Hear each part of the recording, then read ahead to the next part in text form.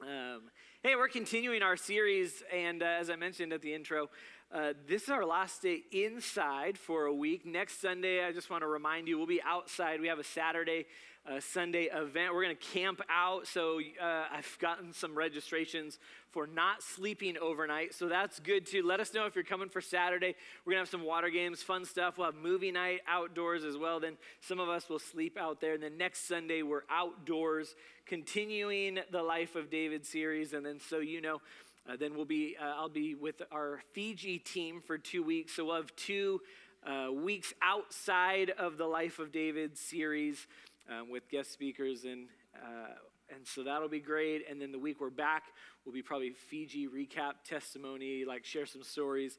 And then we'll come back and wrap up the Life of David at the end of August. So that's kind of what we're looking like for the next month or so. Today, if you have a Bible, 1 Samuel chapter 25, you can hang out there. It will also be on the screen for you today. Let me ask you a question. You can raise your hand for this one. Sometimes, you raise your hand at bad times. You don't want people to know what you think about something. But have you ever met a couple and wondered to yourself, why are they with that person? You ever? All right. Hopefully no one's looked at you and thought that same thing. You know those couples, you can look at them, everyone else can kind of see, what a terrible match this is, but they were so much in love that they met each other. It was a whirlwind experience. They got married anyways, and one person in the couple is obviously much smarter or cleaner, kinder, better looking, or whatever criteria you use to judge people secretly in your own heart, right? You can look at a couple and immediately be like, what was the other one of them thinking? And maybe you've been judged that way with your spouse before. I know people probably think about us all the time, and they're like, how did he get to marry Amanda? And I think the same thing sometimes as well. I'm just going to put this out there. There are some poorly matched up people struggling through marriage right now. But I'm going to tell you the same thing that I told my students when I was a youth pastor. Until you get married, you want to try and find the right person, someone, that there's things you can work on together for eternity. And then once you're married, that is God's right person for you for the rest of your life. So right, you don't get to think that after you get married. That is now God's right person for you. And here's the thing, personality conflict can be worked through, right? You can't say, well, they don't spoil me the way I deserve. That can be worked through. I just don't feel the love anymore, can be worked through. I'm bored, can be worked through. I thought my spouse would be more successful by now, could be worked through. Anything and everything can be worked through. And so once that person is your person, it can be worked through. And so think about that while we come to David today, because we're going to experience a really strange couple that David encounters today. And Samuel the prophet has died. David is still on the run with his merry band of men, and they're living in the wilderness. They're traveling through the countryside. They've become kind of like Robin Hood now, so they've been hiding out long enough. He's got some men with him, and instead of robbing the rich and giving to the poor, it's like if Robin Hood's merry men did odd jobs for people who could feed them. And so that's kind of what they're like, living in the wilderness. And in chapter 25 of 1 Samuel, David encounters the property of a jerk named Nabal. Jerk is my added to the text. It's not going to say that, but you'll see when we get there. Nabal was a pretty rich man. The Bible tells us that he had 3,000 sheep and 1,000 goats. And if you don't know how much money that is, me either, but it's a lot. And so David is hanging out. He's in the same place that Nabal's staff and their livestock would graze for the year. And so what David's men would do is they would protect the Nabal's hirelings and his flock, and so keep them safe and all that. And this is a pretty bad area during this time. Aside from the dangers of the wilderness, animals who want to eat you and rip you to shreds, this is also a high crime area. And so, right, whatever the version of the wrong side of the tracks would have been back then, that's what this area is. And what robbers would do, they'd wait in hiding, and as travelers would come down the road, they would mug them or murder them, take all their things. And so David and his posse would find work protecting the travelers on the road. They'd keep an area of the road safe. And so Nabal's people and property were part of this area that David and his men were patrolling. And Nabal's servants described David's protection like this, 1 Samuel 25, verse 16. In fact, day and night, they were like a wall of protection to us and the sheep, a wall of protection. So David's doing a great job. He's got a little reputation. They say David's really helpful to us. And this is really just a group of good Samaritans. They're not like hired to do this. They're just keeping this area safe while David is on the run. And so David and his group of good Samaritans can be equated to a story that Jesus told in Luke chapter 10. Here's what it says. Jesus replied with a story. A Jewish man was traveling from Jerusalem down to Jericho, and he was attacked by bandits. They stripped him of his clothes, beat him up, and left him half dead beside the road. Now, this would have been similar to the crimes being committed in this area that David is hanging out and patrolling and protecting people. So this story is perfectly applicable to David. This is exactly what's taking place. And so David is a good guy. In verse 31, by chance, a priest came along. But when he saw the man lying there, he crossed to the other side of the road and passed him by. A temple assistant walked over and looked at him lying there, but he also passed by on the other side. Then a despised Samaritan came along, and when he saw the man, he felt compassion for him. Going over to him, the Samaritan soothed his wounds with olive oil and wine and bandaged them. Then he put the man on his own donkey and took him to an inn where he took care of him. The lead pastor is walking down this road and sees a beaten man and crosses the street. So I don't want to deal with that today. I'm too busy. The associate pastor sees the beaten man and says, I don't want to deal with that today. But the one marginalized by society sees a person in need and responds in compassion. David has a whole group of people marginalized by his society now, and he has this whole gang of good Samaritans, and they're running around, and they're doing good things, and they're helping those who are in need. And so when you're in a wilderness season, right, David has been kicked out of the palace. He's on the run. He's hiding for his life. He's accumulated some people. All the priests have been killed. Like, it's a hard season. He's literally in the wilderness. And when you come to a wilderness season in life, because David's path is to the palace. He's supposed to be king one day. And when you're between God-ordained duties, find something good to do. Do good for other people. It's a weird thing to have to or need to encourage people to like do good for others, but we are now living in a world where doing good for others isn't the norm. Meeting your neighbors isn't as common. Like, just being kind isn't the norm. And if you look at social media, you hear stories constantly of all the terrible things taking place in the world. And so just find something good to do for someone. David didn't wait around, hiding out until Saul was dead, and then he could be king and finally step into his God-ordained destiny. He didn't wait around like, well, I just can't do anything, right? He made something of his time, and so he didn't live hidden away in a room waiting for a messenger to arrive. Well, as soon as they let me know Saul's dead and I'm the king now, then I can finally do something with my life. And God has a plan and purpose for every single one of us. But if you see a need, meet the need. Churches have tons of needs. We mentioned a few weeks ago, about a month ago, we need more people in kids ministry. The last couple weeks we told we need more people to help in worship ministry. We need more greeters. We need everything. We need you to be involved. And the great thing about the church is there's a place for everyone. You have a set of skills that we need as part of this body and this community. And so here's the thing, right? In your life and at church, if you see a need, meet the need. Come meet with me. Say, hey, Pastor, I would really like to do this. Can I help in this area? Don't be like the religious guys in Jesus' story who saw a person hurting and said, I see a need. I don't want to meet that need. And they crossed to the other side. Be like David. Be the good Samaritan, and when you see someone who needs help, help them. When you see something that needs to be done, don't sit around complaining about the way things are. Do something about it. You might be in a dry wilderness season right now with God, wandering aimlessly through months, not sure what God's doing, what God's saying. You felt that way before. You felt that dryness. You're just like, Lord, what is going on? Maybe you don't feel like you're hearing from the Lord.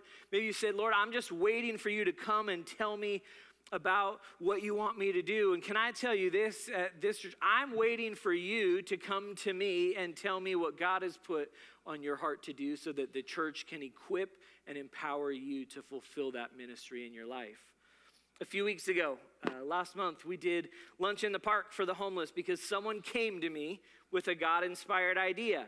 And you know what? Someone at that barbecue, at that park, at that lunch gave their life to Jesus that day.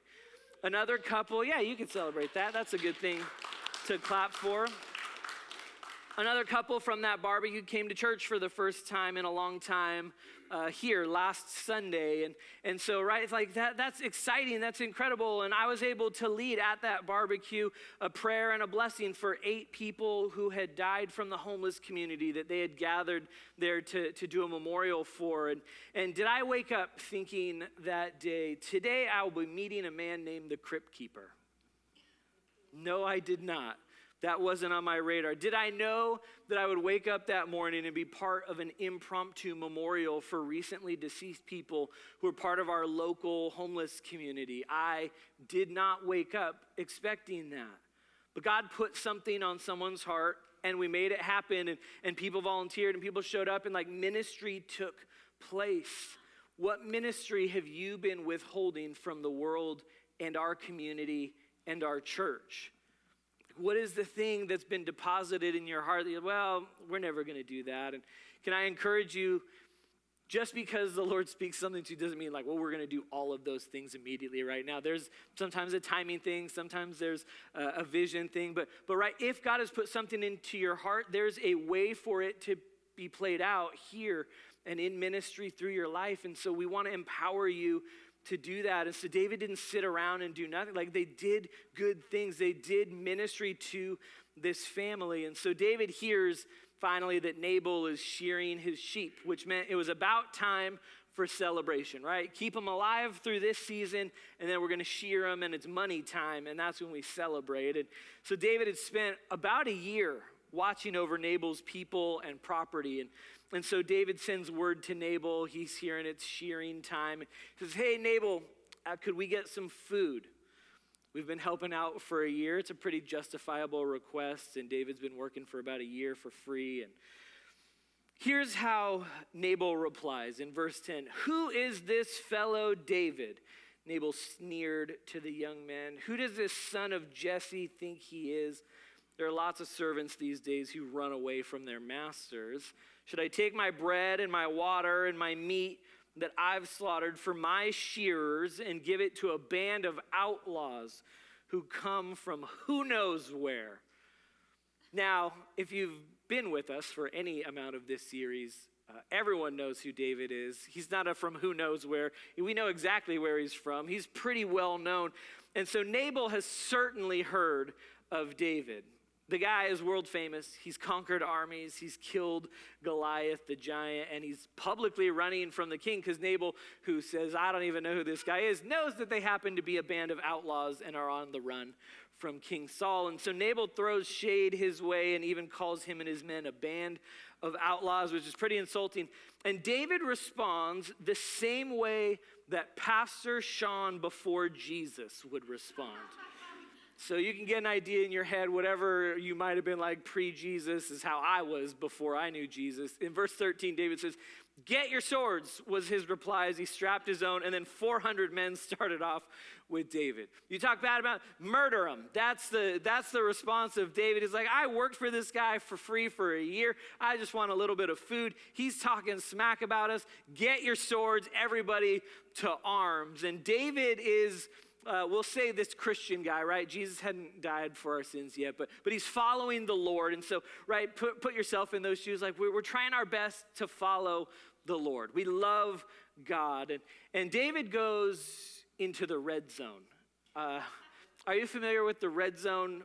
The dog trainer Cesar Millan used this term all the time back on his show when he would help people with their terrible dogs. And usually it was the pet owner's fault. And so he would describe these dogs that would go into the red zone, like suddenly a trigger would go off and they'd be set into aggression mode. Like your dog loves you at home, but the second you try to walk it and you see somebody else's dog, it just wants to kill it and eat it. It just snaps, right? And it goes in to the red zone. And so that's where David goes. We had a dog like that. His name was Zeke. Zeke was ripped away from his mom at 4 weeks by a terrible backyard breeder. He was a Jack Russell Terrier with a dwarfism genetic defect. Do we have a picture of that? This is Zeke. That's full grown. That is our first baby that we ever had. The cutest dog. Everyone just wanted to pet. He couldn't swim. You put him in the water and he would sink. His body. That's not supposed to happen. Zeke never met a person that he didn't bite. It's really bad when you're a really cute, full-grown dog that always looks like a puppy, because puppies don't bite people maliciously. And this dog bit everyone out of full malice. Amanda loved him. He bit her many times. I was okay with him. He bit me many times. And this dog was the sweetest dog ever sometimes, but lived in the red zone. You would reach out to pet him, and he'd let you pet him, and maybe you'd go a second time, he'd let you pet, he'd lure you in. You'd be like, oh, okay, look, he's not going to bite me this time. And then, bam, he would bite you instantly. He never met a person he didn't bite. He would snuggle in your feet at night under the covers, just be down there while you slept. And if you held perfectly still, you could be okay. But if you twitched just a little and bumped him, bite your foot and you're like to bleeding. It's not, you can't have these dogs around. David's reply to Nabal is like Zeke, just red zone immediately. He says, 2 arms, we got to put this guy down. And so Nabal's staff hears what happens, and they hear what David is planning. And so they rush to Nabal's wife. Remember, we were talking about couples. They know you don't go to Nabal when you have a problem. He's unhinged. And so how much do I like Abigail, Nabal's wife, in the Bible? We named a kid after her from this story. So this is one of my all-time favorites. And Abigail is probably very well loved amongst Nabal's staff. If you come to church long enough, you might have some things that come up in your life where you get frustrated with me. And you're like, oh, Pastor Sean, you'll never feel that way about Amanda. Everybody loves Amanda. She's great. She's one of those couples where you're like, I can't believe she's with that guy. And so that's what's going on here. And none of Nabal's workers rush to Nabal to encourage him. Nabal, you got to change your mind. They've worked for him. They know that he's an idiot. They're probably not surprised that their idiot boss insulted one of the greatest warriors of their time, and maybe possibly the greatest champion on the planet. He killed Goliath, and they don't want to be unemployed, so they rush to Abigail. And Abigail starts packing food, right, the thing that David asked for, and sends the servants, and she says, hey, bring this to David immediately, and I'll be along shortly afterwards. And Abigail, it says this in chapter 25, verse 23. When Abigail saw David, she quickly got off her donkey and bowed low before him. She fell at his feet and said, I accept all blame in this matter, my lord.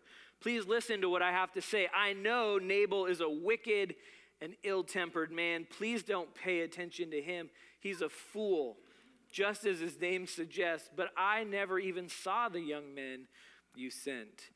Remember earlier when you were thinking about couples who didn't match up, what the heck is Abigail doing with Nabal? She's done nothing wrong. She knows her husband is a fool, which is what Nabal means, right? His name actually means that he's a fool, and he's living up to his name. And here's why I believe the staff came to Abigail when they heard about Nabal's stupidity towards David. She was an atmosphere changer. She could change the environment just by her presence. And I think this is true of us as well. You're either a thermometer or a thermostat. Maybe you've heard this before. You either reflect the temperature of the room like a thermometer, right? Or you adjust it, you change it. You can set the temperature in a room that you go into. And oftentimes we think, well, leaders do this, right? There's people you know in your life, they walk in, they command a room, and immediately they sway the way people feel. And everywhere that you go, this is actually the case. Do you adjust to the room that you're in, or do you adjust the room that you're in? Here's the hard thing. It's a little tougher to be a Christian today and in this time and in this area of the world. And sometimes I wonder, do you walk into a room and you adjust to the atmosphere and you say, well, I'm not going to be quite as Christian in this environment today? Or do you walk in, do you bring Jesus with you, and do you change the thermostat of the room and say, no, Jesus is in here with me, and if you don't like it, you're going to be uncomfortable a little bit. Abigail comes to David and she changes it. She impacts it.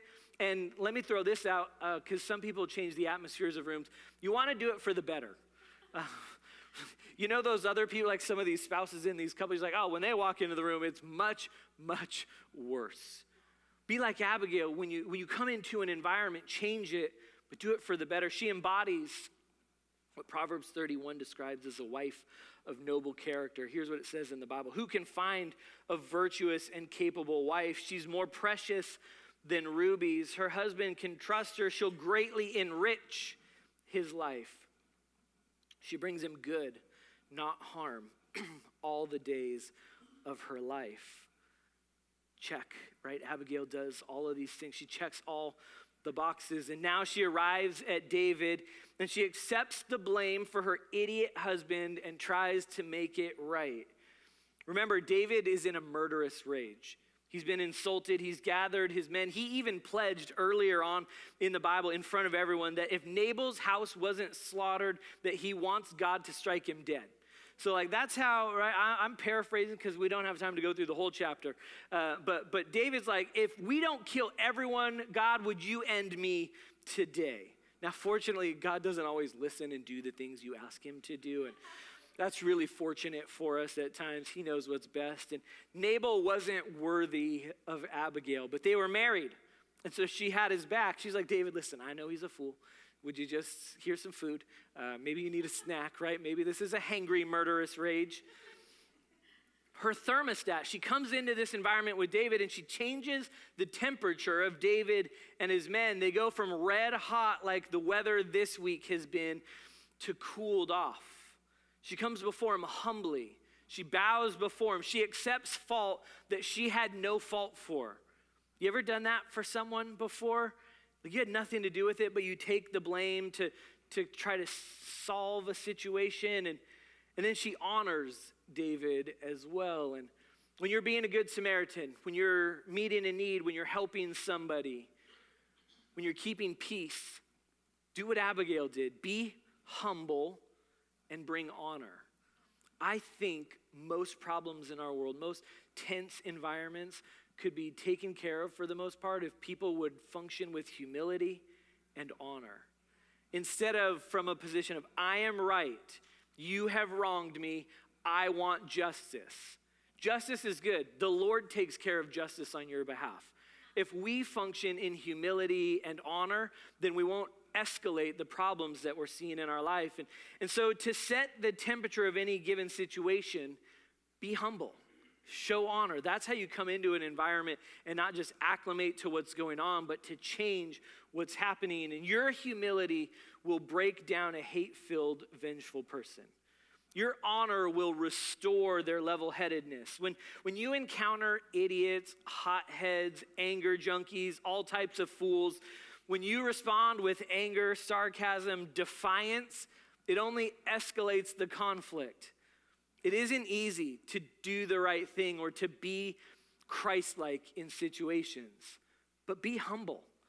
Then bring honor to the person, right? Abigail gives this super long speech to David about how his dynasty will live on forever. She's actually like unknowingly prophesying, right? Because through Jesus, all this stuff is going to happen. And we're talking about David today even. And so his dynasty lives on forever. She says all these things. She prays prosperity over him. She reminds him that he's better than any angry decision that he might make. You're better than the decisions you make out of anger. And honor unlocks greatness that is inside of people. And when you speak honor over them and you pray over them and you prophesy good things over their future that God has for them, you unlock something in a person's life. And a thermometer changes based on the environment around it. Do you make things better when they're bad? Or do you make them worse? Or do you just blend in? Verse 32, David replied to Abigail. Rebecca, if you want to come up. Praise the Lord, the God of Israel, who has sent you to meet me today. David's attitude has changed. Verse 33, thank God for your good sense. Bless you for keeping me from murder and from carrying out vengeance with my own hands. She changes. David recognizes I was in a bad spot. I was in sin. Thank you for saving me from myself. Verse 34, I swear by the Lord, the God of Israel, who's kept me from hurting you, that if you had not hurried out to meet me, not one of Nabal's men would still be alive tomorrow morning. Then David accepted her present and told her, return home in peace. I have heard what you said. We will not kill your husband. Wow. Could you do that? Can you step into an environment like this and bring that kind of peace? Would you even want to? Would you see a situation on the side of the road and just cross to the other side because you don't even want to get involved? If your spouse, don't look at him now, is an idiot, and they incited someone to want to harm them, would you just sit back and let it happen? For Abigail, she could have let this happen so that she was free. She said, David's coming in. Bummer, I super love Nabal. Would your humility and honor be able to change a person like David is changed? Proverbs 31:26, when she speaks, her words are wise. She gives instructions with kindness. She carefully watches everything in her household and suffers nothing from laziness. Charm is deceptive and beauty does not last, but a woman who fears the Lord will be greatly praised. Reward her for all she has done. Single, married, young, old, it doesn't matter. It's not about the marriage side of it. We all have some relationships that don't make sense or don't seem like a good or right fit. God brings people into our lives to make us better and to pull stuff out of others and to make them better. So I want to ask you a couple of things for you to consider today. The first is, do you have an Abigail in your life? Do you have a friend like Abigail who will come to you when you are out of control, who can speak life over you? Are you an Abigail to someone else? Are you influencing others? Are you changing environments when you go into them? Are you a fool like Nabal sometimes? Arrogant, prideful, or a hothead like David was? David's in the wrong. Fortunately, he receives correction. Honor and humility change his position. And if you're here and you know Jesus, you're supposed to change the environments that you go into. We need to be atmosphere changers. We don't acclimate to the places we go into. We don't acclimate to the culture that we live in. We live for Jesus in everything that we do. He is our priority, the most important in all things. And if you know Jesus, his love in you should make an impact everywhere you go. There's no way to leave him outside the room before you walk into that meeting. We don't put him on here on Sunday morning. This is the most spiritual time for most of us. That's not good. Now, don't go crazy when you're here and be like, well, he wanted me to sin here and be good at home. No. We take what God does here and we live it out every minute of every day, everywhere we go, and we fall and we stumble because we're like David, and things happen and we get enraged, and the Spirit of God or someone in our life says something to us, and we come back to Jesus. That's what repentance is. It's turning from and moving back towards the Lord. We should bring peace to the rageaholic, not incite them to more raging.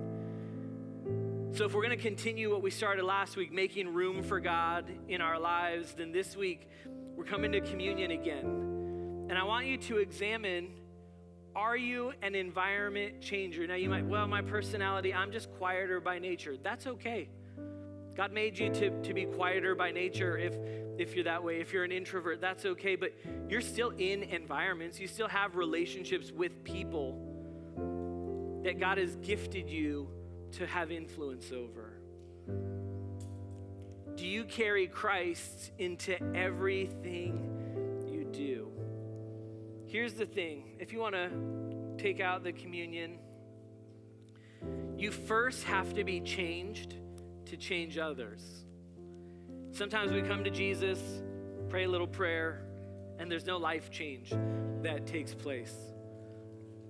I don't think you can come to Jesus and not be changed. I've never been the same. I don't know too many people who genuine, you give your life to Jesus, you can't be the same. So if you're here today and you don't know Jesus, I want to give you an opportunity to do that first before we share communion, right? Because communion is, I've given my life to Jesus and I'm thinking about that and I'm taking inventory of my heart and I'm considering what God's doing and where I'm at with him.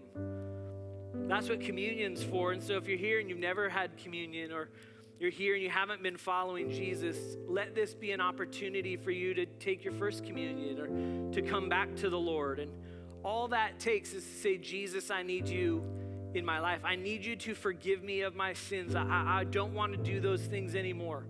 I turn from them and I need you in my life. And if you today just want to say, Jesus, forgive me, then we invite you to share communion with us, because we have to be changed to change others.